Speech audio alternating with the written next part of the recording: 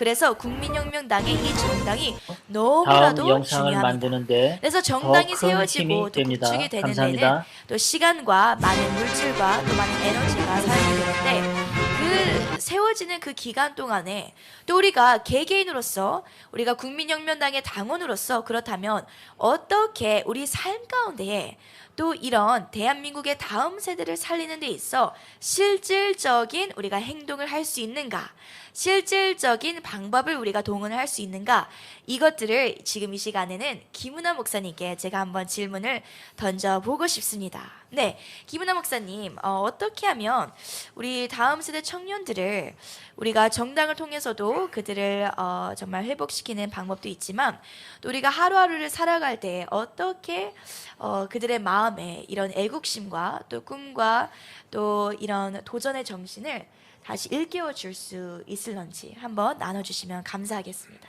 네. 오늘 이렇게 우리가 살아가는 이렇게 삶을 보면 각 가정 안에서도 그 추구하는 사상이 참 다르다는 것을 보면서 사실은 이런 문제는 가정 안에서 부모와 자녀의 세대가 소통이 단절되었기 때문이 아닌가라는 생각을 해보았습니다. 저희 딸이 처음에 이렇게 애국운동을 시작한 것은 그 아버지의 영향력으로 인하여서 이 아이가 우리 메리 간사님이 애국운동을 시작하게 되었고, 그리고 또 저 역시도 또 이렇게 어렸을 때부터 저희 자녀를 키울 때 정말 이 나라를 사랑하는 것을 이 아이에게 정말 가르쳐야 되겠구나.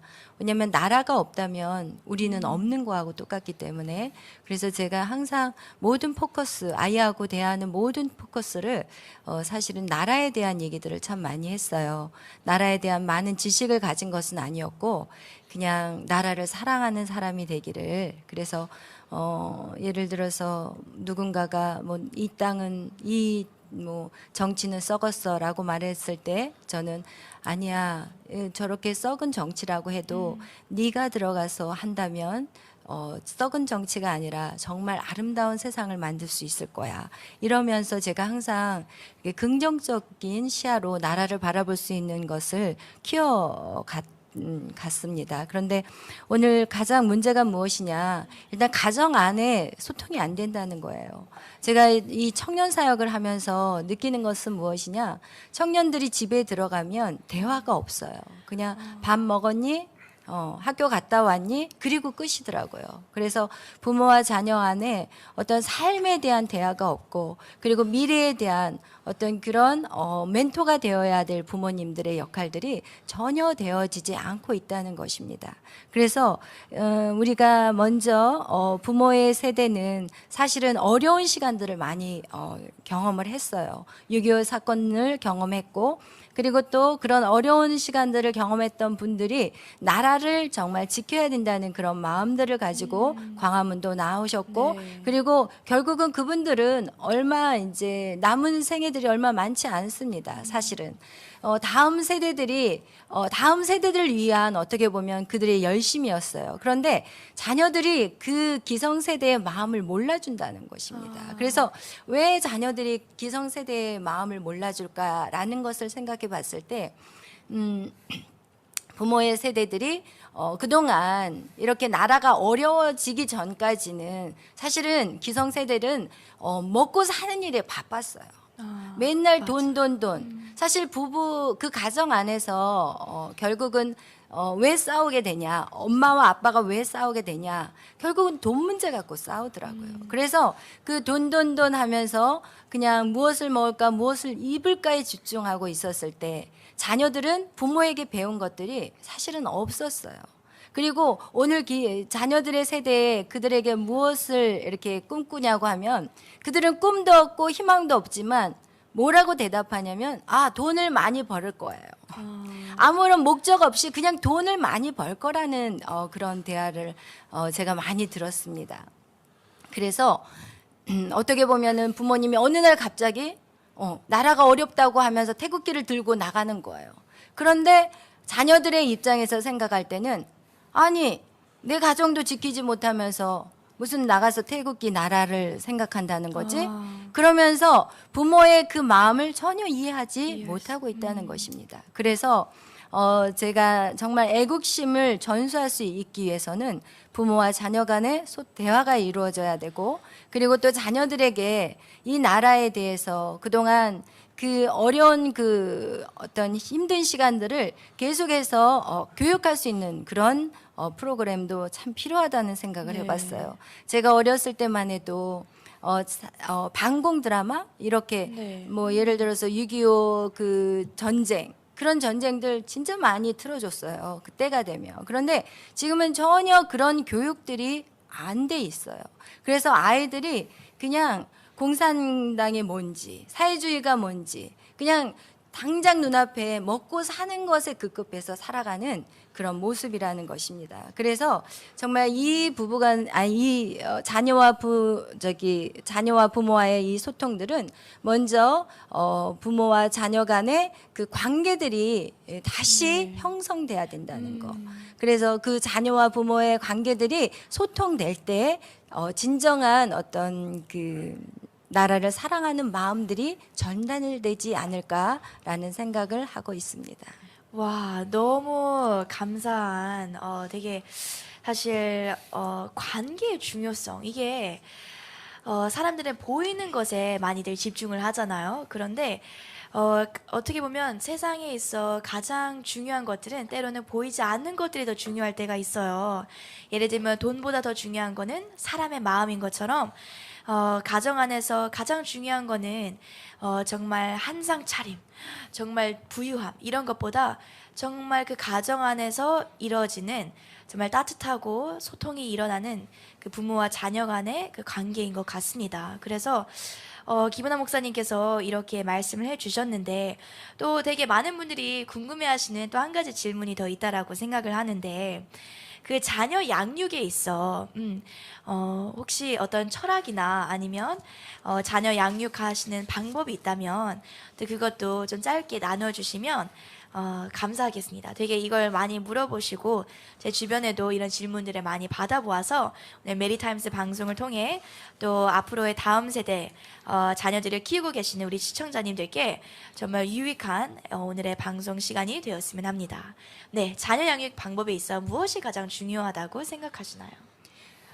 자녀 양육에 대해서 제가 이제 한번 정리를 해봤어요. 그런데 첫 번째로는 자녀를 존중하자. 자녀들에게 제일 중요한 것은 사실은 자존감입니다. 자존감이라는 것은 자기 자신을 존중하는 마음이에요. 그런데 이 자존감은요, 인간에게 삶의 열정이고 에너지고 힘이 된다는 것입니다.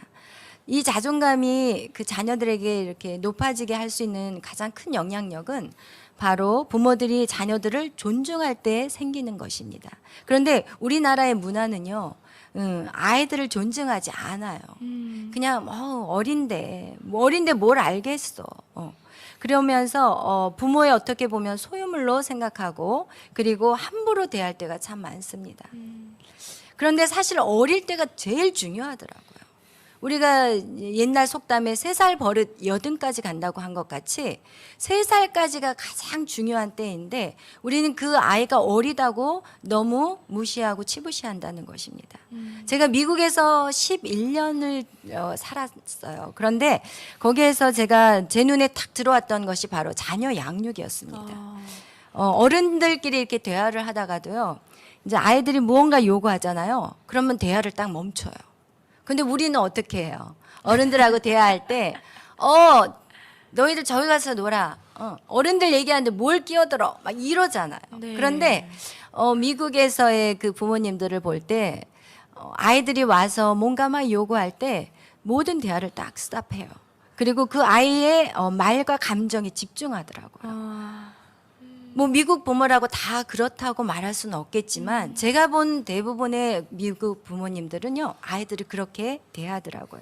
그래서 아이들을 대하는 그들의 태도는요, 어떻게 보면 정말 직장 다니는 부모님들이 자기 소중한 고객, 그 고객을 대하듯이 자기의 자녀들을 대하더라고요. 와, 네. 그래서 그런 문화가 우리나라에 반드시 전수되어야 된다고 맞습니다. 생각합니다. 그래서 자신을 존중하는 아이들은요, 자기를 누구하고 비교하지 않아요. 근데 우리나라에 제가 이렇게 사역을 하다 보면 우리 그 낮은 자존감, 비교의식이 너무 많다는 거예요. 내가 뭐를 잘하고 있는데도 다른 사람이 잘하는 걸 보면 내 자신이 초라하게 느껴지는 거예요. 그래서 우리가 그 아이를 정말 소중히 생각하고 그 아이가 무엇을 요구하는지 무엇을 말하는지 그것을 우리가 정말 들어주는 거, 이것이 우리에겐 너무나도 중요해요. 그래서 실제적으로 어떻게 자녀를 존중하는가? 그렇다면 첫 번째, 자녀를 믿어주셔야 되고, 그리고 자녀들을 기다려줘야 돼요. 어렸을 때 부모의 욕심대로 안 되지만 그 아이들이 그렇게 잘할 것을 믿고 기다려주는 거, 이게 정말 중요한 것이고, 그리고 아이들의 말을 우리가 들어줘야 돼요. 그 아이가 어떤 감정을 갖고 있는지 그것들을 살펴야 돼요. 그래서 아이들의 감정에 대해서도요, 우리나라의 문화는 특히 남자들이 피해를 많이 봐요. 그렇죠. 남자 사내 녀석이 돼가지고 울어 찌질하게 이러면서 그 감정을 무시해 버려요. 네. 그런데 그런 억압되어져 버린 그 감정들이요, 억눌렸던 그런 것들이요, 결국은 어디로 가버리냐? 중독으로 가버려요. 죄를 짓게 돼버려요. 여러분, 절대로 우리는요, 우리의 감정은 너무너무 소중해요. 네. 슬픈 감정, 기쁜 감정, 분노의 감정, 이 모든 것들이 정말 중요해요. 근데 그것을 어떻게 건강하게 표현하느냐, 그것을 가르쳐 주는 게 바로 부모인 것입니다. 그리고 둘째로, 부모의 부족함을 인정해야 돼요. 네. 제가 자녀를 키우면서 처음에 이걸 잘 몰랐어요. 근데 우리 부모는요, 자신의 부족함을 인정해야 돼요. 그래서 늘 미안해, 그리고 사랑해, 이런 말. 돈 들지 않잖아요. 맞아요. 그죠? 미안해, 사랑해. 내가 부모인데, 내가 너희를 어떻게 키웠는데, 그런 말을 우리가 너무 자주 해요. 내가 쇠 빠지게 고생해서 키웠는데 네가 너를 낳은 것이 후회스럽다. 이런 정말 생각 없이 무분별하게 말해버린 이 말들이요, 네. 정말 아이들을 죽이게 하는 것이고, 맞아요. 그들의 꿈과 비전을 그냥 다 싸그리 잘라버리는 것이 되는 것입니다. 그래서 제가 생각하는 것은, 부모는 절대로 완벽하지 않아요. 그런데 또한 아이들도요, 완벽한 부모를 원하지 않아요. 그냥 아이들에게 잘못했을 때 미안하다고 사과하는 부모, 그러면 아이들의 마음은요, 다 녹아버려요. 근데 왜 부모가 이 세상에서 가장 사랑하는 그 자녀를 위해서 헌신을 다하고 희생을 다하는데 그 미안하다는 말 한마디 못해서 결국은 두 관계가 완전히 깨어져 버리는 관계가 되어진다는 것입니다. 그래서 항상 우리의 마음은 열려 있어야 돼요. 내 말은 다 맞아, 내 말대로 해, 이렇게 하시지 마시고 항상 열린 마음으로 자녀들의 대화를 자녀들의 어떤 말들을 들어주고, 그리고 때에 따라 그 자녀들이 말이 맞는다면 그 말대로 같이 그 길을 또 걸어가고, 이렇게 부모가 자녀와 이렇게 관계를 가질 때 자신의 이 부족함을 인정해 주는 거가 정말 중요하다고 생각합니다. 네. 그러면서 마지막 세 번째로요, 여러분, 내가 말씀드리고 싶은 것은, 자녀 양육에 있어서 우리는 하나님의 말씀과 기도를 강조할 수밖에 없습니다. 이곳에 또 나와서 하나님의 말씀을 얘기한다는 것이, 또 모든 사람들이 꼭 믿지 않는 분들도 계시긴 하지만 이것은 정말 중요하기 때문에 뺄 수가 없는 것입니다. 네. 내 안에 자식을 양육하는 많은 지식을 가지고 있어도요, 그 지식대로 이제 부모가 사실은 살아갈 수 없어요. 절대 쉽지 않아요. 여러분, 세미나를 참석하고 많은 자녀 양육에 대한 좋은 지식을 가졌어도요, 그게 그렇게 살아간다는 게 쉽지 않더라고요. 네. 그래서 그렇게 살아가기 위해서는요, 기도해야 돼요. 기도할 때 내 자신을 어떻게 해요?